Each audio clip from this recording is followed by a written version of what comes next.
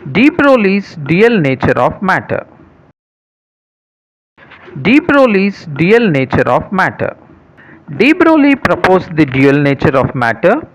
According to him, matter exists as particles and propagates as waves. Let us derive an expression for de wavelength.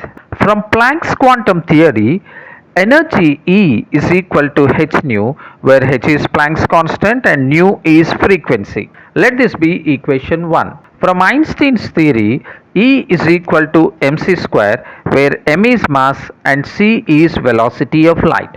Let this be equation 2. From equations 1 and 2, we get h nu is equal to mc square. We can write hc by lambda is equal to mc square. Once we cancel c on both sides, we get h by lambda is equal to mc, or otherwise lambda is equal to h by mc, or lambda is equal to h by p, where p stands for momentum, the product of mass and velocity.